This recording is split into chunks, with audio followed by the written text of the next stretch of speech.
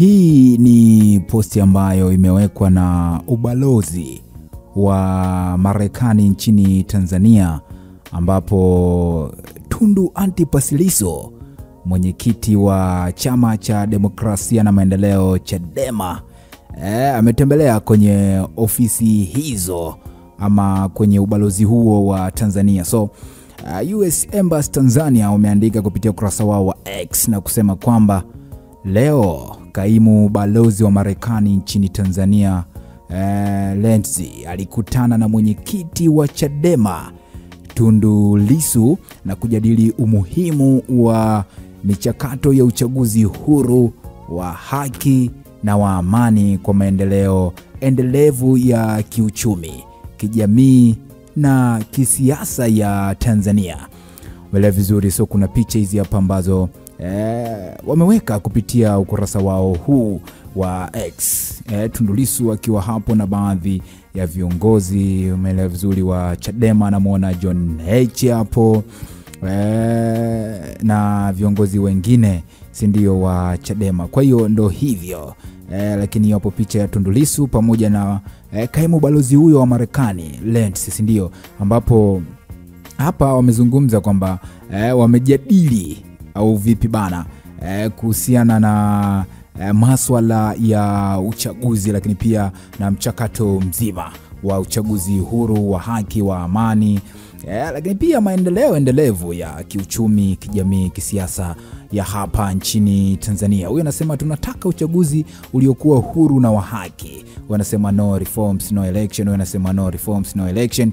Wanasema kwa sasa uchaguzi huru na wa haki ni muhimu sana kwa taifa kuliko ilivyo virutubisho vya protini na carbohydrates kwenye mwili wa binadamu. Yeye amezungumza hivyo. Huyu anasema taifa lolote timamu lazima liwe taifa la wananchi wake kuamua juu ya nani awaongoze kwa wakati gani. Ni bora uchaguzi usifanyike kabisa kuliko kushiriki uchaguzi kwa tume hii ya sasa ambayo ni ya CCM. Huyu anasema tunahitaji kuona Tanzania ikifanya uchaguzi wa haki na kwa kweli bila kusumbua na wa kweli bila kusumbua wapinzani. Na tumaini hilo mnaweza kuishauri serikali yetu. Sio ile vizuri. So kuna hapa posti pia ambayo waliweka kwa Kiingereza. Umeelewa vizuri, kuna Tanzania pia ambao wamekuja kumuita Trump hapa.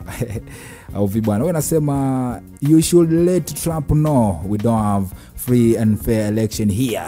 He should also know about the rampant corruption and government overspending.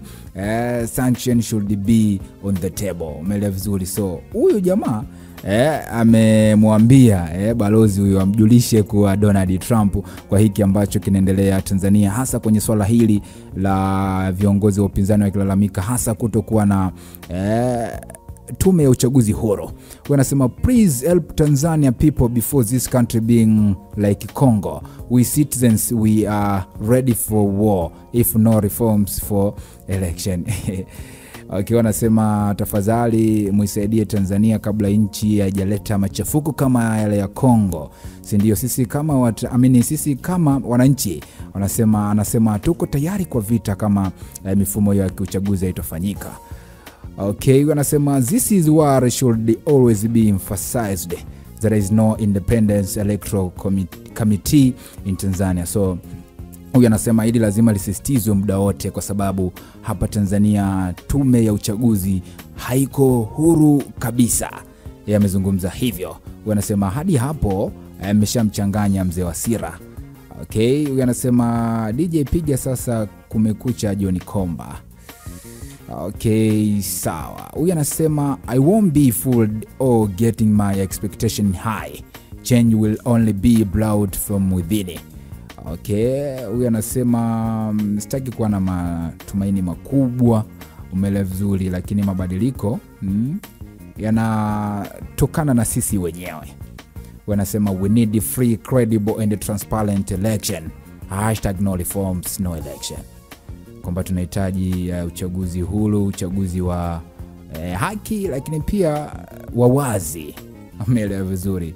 So it is what it is. Na hicho ndicho ambacho kimewekwa na ubalozi huu wa Marekani, ambapo Tundu Antipas Lissu ametimba hapo, au vipi bwana? So kama ambavyo unamuona hapo, hii ni VOT Media.